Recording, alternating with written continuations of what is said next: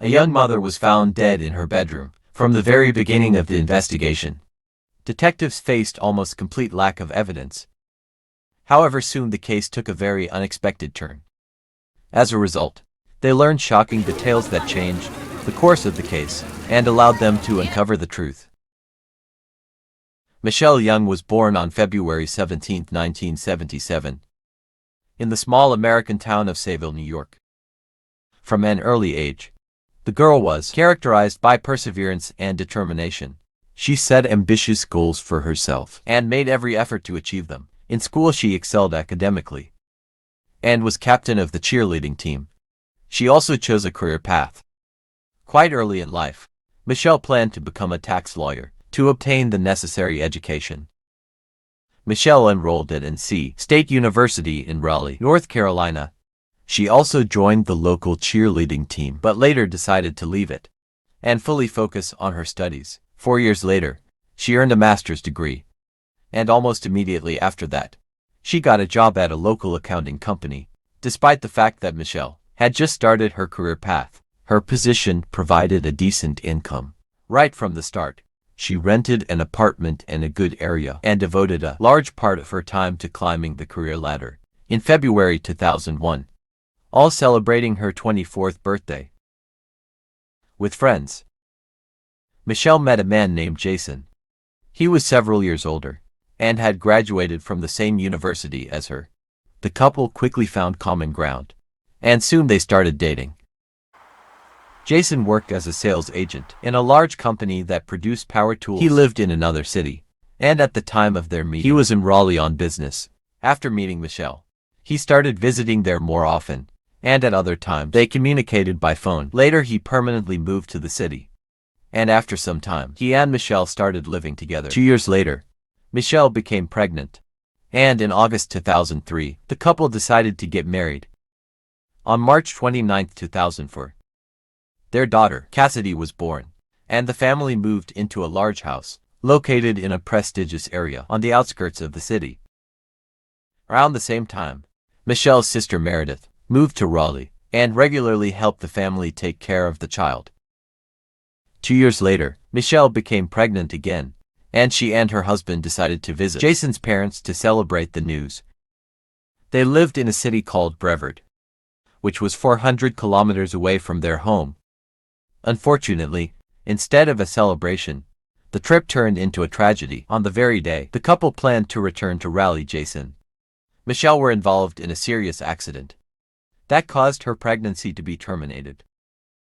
The family was devastated by the news, but just 2 months later, Michelle became pregnant again. After a while, the couple found out that they were having a boy, and they eagerly awaited his birth. On November 2, 2006, Jason left for another city for work as a sales agent. He regularly traveled around the country for business meetings and negotiations. This time he was headed to a town called Clintwood, which was about 490 kilometers away. That day Michelle invited her friend, Shelley, to visit. The women talked until evening, after which the friend went home.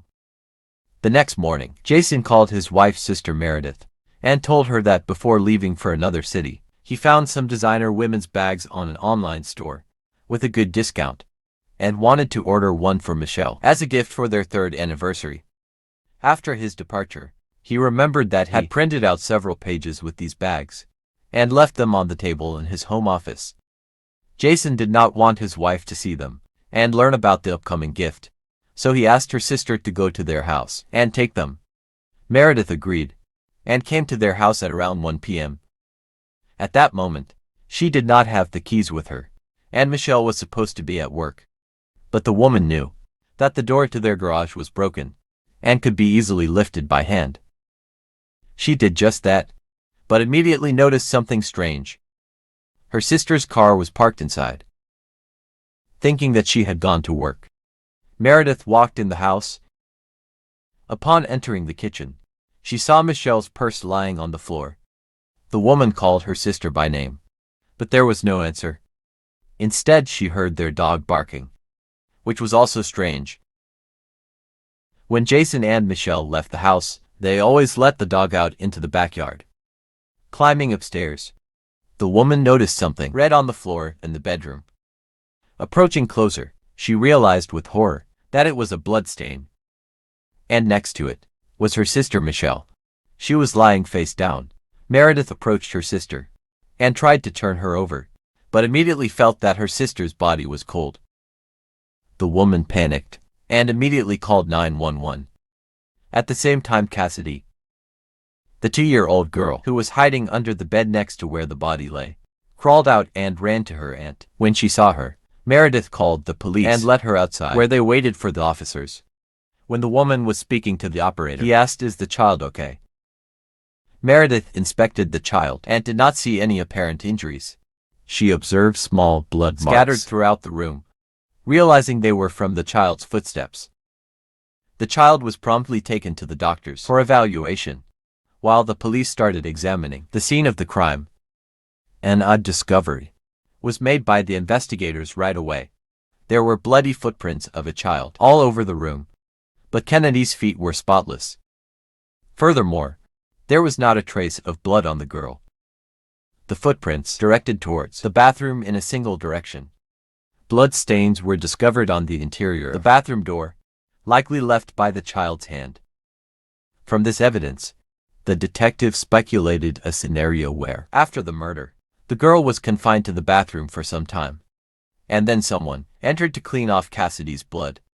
During the police interrogation with Michelle's friend, they uncovered another intriguing detail.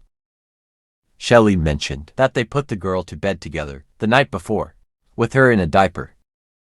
However, when the victim's sister arrived at their house, the child did not have a diaper on. This led the investigators to believe that the same individual who washed away the blood also removed the diaper. The investigators found no evidence of forced entry into the residence. They determined that Michelle's wedding and engagement rings were gone from her hand, but all other valuable items remained untouched, including cash, indicating that theft was unlikely. 2 unfamiliar hairs were found on the victim's body and in the vicinity, while 4 DNA samples were detected on the jewelry box. That did not match Michelle or her spouse. Numerous fingerprints were discovered in the house that could not be traced back to any of the family members. Experts found 2 shoe prints in the victim's bedroom, one in American size 10 and the other in size 12. Using the sole pattern, they were able to identify the specific shoe models. Blood splatters were also observed on the closet door, which was open at the time. The arrangement of the splatters indicated that the door should have been closed when they landed. The police discovered something of interest in Jason's home office computer browsing history. In addition to visiting pages from a woman's handbag store and searching for directions to Clintwood, there were also concerning search queries like anatomy of a knockout and loss of consciousness from head trauma. According to medical experts, Michelle's cause of death was determined to be a head injury caused by a heavy object. The perpetrator brutally struck her more than 30 times, resulting in the death of both Michelle and her unborn baby, who was 5 months along. While the exact time of Michelle's passing was unclear, experts believed it likely occurred around 5 or 6 in the morning. The cruelty of the crime indicated that the culprit might have been familiar with the victim and held a strong grudge against her. The detectives, as per their usual procedure, initially focused on Michelle's husband. They interviewed their acquaintances and family members who shared a wealth of intriguing details. Their relationship had significant issues, with Jason and Michelle frequently arguing about household matters. Moreover, Jason was unhappy when Michelle got pregnant with their first child. He suggested she have an abortion, but she declined. When Michelle became pregnant again, following an accident, Jason once more expressed displeasure. It appeared that the couple's marriage was heading towards a possible divorce. Meredith informed the police that she found it peculiar when Jason asked her to retrieve the handbag, especially given the issues in their marriage and the fact that it had been more than 3 weeks since their anniversary. Despite this, one clear piece of evidence undermined suspicions of Jason's involvement. He was in a city 490 kilometers away at the time of the murder. When Michelle's sister found her body and contacted the authorities, she also informed other family members of the incident. Michelle's mother contacted Jason's parents while he was traveling from Clintwood to see them. He made a decision to visit his parents' house before going home, and when he got there, they informed him about what had occurred. Jason was taken aback by the news and promptly went to Raleigh with other relatives. While on the trip, a friend called Jason and informed him that the police were looking for him, asking many questions. Jason made a peculiar choice and said he preferred not to talk to the police, opting to hire a lawyer instead.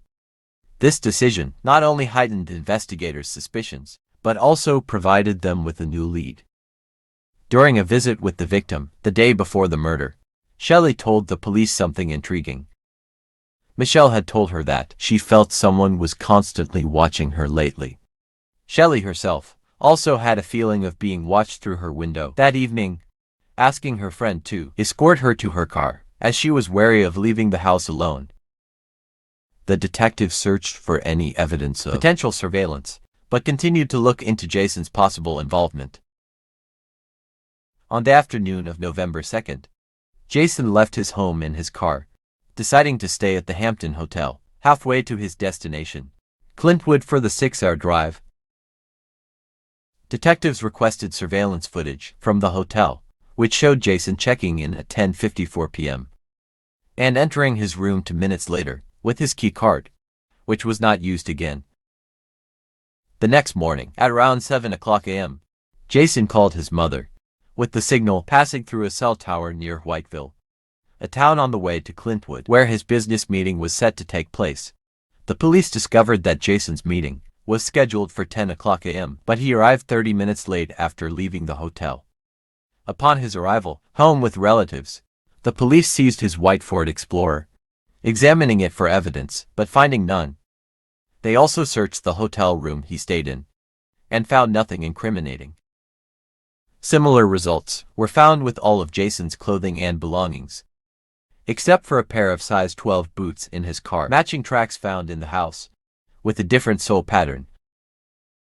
A DNA sample was taken and fingerprints compared, but no evidence connecting Jason to the crime was found. Not speaking to the police or using a lawyer also indirectly indicated his innocence. When his car was searched, a hotel receipt and fresh newspaper, placed under his door between 3 and 5 a.m. by an employee, proved he was at the hotel that morning. Detectives considered the complexity of the situation, including the possibility of Jason leaving the hotel unnoticed in the middle of the night to commit the crime. Detectives investigated further, discovering an unexpected lead from hotel staff. On November 3rd, an employee noticed a fire door, slightly ajar, held open by a red stone, which was strange considering the door was always closed from 11 p.m. to 6 o'clock a.m. They found a surveillance camera near the door was not working due to a wire being disconnected. After the issue was fixed, recording showed the camera being turned off at 11:19 p.m. and at 6 o'clock a.m. the following day. It suddenly turned to face the ceiling. Since there is no automatic mechanism for repositioning the camera, the only option was for someone to manually adjust it, so it didn't face the hallway. The hotel management stated that the camera had never been turned off before, except for one instance a few years ago, when a guest wanted to leave the hotel unnoticed by turning it towards the ceiling. This fact was significant to the detectives, as it suggested that Jason could have left the hotel and returned home before coming back. The hotel's fire doors are built in a way that they can only be opened from inside the rooms, which means Jason could have used this door to leave the hotel without being seen by employees or other cameras. Investigators interviewed all of Michelle's neighbors and discovered some interesting leads there as well. Around 4 o'clock a.m. on the night of the murder, a woman was delivering newspapers in the neighborhood near Michelle's house when she saw a light-colored SUV, but she couldn't remember the model. Another neighbor left for work at 5 o'clock a.m. and noticed a white SUV near Jason and Michelle's house. As she drove by, she noticed a man at the wheel, but couldn't see his face. Interestingly, there was a woman sitting next to him in the passenger seat, who seemed to be hiding her face. A third witness passed by the house around 6 o'clock a.m. and also saw a white SUV parked there. But there was no one inside. The police in Texas believed that this car was involved in the murder. It was owned by Jason, but they were completely surprised to find a woman with him in the car. Attempts to identify her were unsuccessful, but detectives found out during the investigation that the man had been cheating on his wife with friends since college. The woman lived in Florida, and Jason regularly visited her, under the pretext of business trips. Detectives also uncovered that the day before Michelle's murder, the two lovers had called each other about 50 times, but the content of their conversations was unknown. Despite all this, the police still lacked evidence linking Jason to the murder, as he refused to speak to them without his lawyer present, and even with his attorney. He did not answer their questions. The detectives continued working on the case, prolonging the investigation over many months. Though they were almost certain that Jason committed the murder, they were not in a rush to arrest him due to lack of substantial evidence. Finally, on December 14, 2009, 3 years after the murder, the investigators decided to charge him with murder, as they realized they would not find any new evidence. The trial began in June 2011, where the prosecution claimed that Jason premeditated the murder of his wife because he did not want to lose part of his property in the divorce. Former girlfriends of Jason also testified, with one stating that he had taken an engagement ring from her during an argument. Another woman, who turned out to be Jason's second mistress and a friend of Michelle, revealed that she spent time with him when Michelle was not around. A college friend of Michelle also testified, stating their romance and the content of their correspondence. One of the main witnesses was a woman from a gas station between Raleigh and where Jason's hotel was located. She recounted an incident involving Jason in a SUV and recognized him from a photo. This witness changed the course of the case, indicating that Jason was between his home and hotel early in the morning, potentially linking him to his wife's murder. Michelle's sister, Meredith, also testified, discussing the custody battle for Michelle's daughter Cassidy. Jason finally spoke at the trial, denying the accusations and stating that he had no motive to kill his wife. His lawyers argued that there was no evidence against him and tried to prove that he could not have physically executed the murder due to the distance and fuel consumption of his car. According to the lawyers, he didn't have enough fuel for the trip. However, confirming this was not possible. The jury couldn't reach a unanimous decision, leading the judge to declare a mistrial and set a new one for a year later. Against this background, something significant happened. Michelle's relatives believe Jason was responsible for her death, prompting them to file a civil lawsuit against him. In contrast to criminal trials, the level of evidence required for such lawsuits is lower, and the judge can't sentence the person to prison. Jason completely ignored the lawsuit, which worked against him. After reviewing all the available evidence, the judge determined that he was Michelle's killer and ordered Jason to pay $15 million to her relatives in the retrial that commenced in 2012. The prosecution was allowed to utilize the decision in the civil lawsuit as evidence of the suspect's guilt, and they also uncovered additional incriminating information during preparation. It was revealed that, a year before the murder, Jason had purchased boots with a matching pattern to the bloody imprint found in Michelle's room. Although the actual shoes couldn't be located, these new findings only strengthened the case against Jason, leading to a guilty verdict in the retrial and a life sentence with no chance of parole. Despite ongoing appeals from his legal team, all attempts to challenge the decision have been denied. The media extensively covered this case, sparking intense debates. While no direct physical evidence linked Jason to the crime, numerous circumstantial details suggested he masterminded a nearly flawless cover-up. The encounter at the gas station with the cashier, which led to a scene, ultimately helped identify him as the suspect. The involvement of the woman seen in the passenger seat of his car on the night of the murder remains uncertain, with no other clues implicating additional conspirators. The presence of other people's hair and DNA in the house couldn't definitively establish their connection to the crime, as it could have been left there long before the murder. The prosecution didn't rule out the possibility of someone else assisting Jason, leaving that aspect as an unanswered question. Subscribe to Crime Tales TV for more. Drop your thoughts in the comments and hit like if you loved the video. Thanks for tuning in.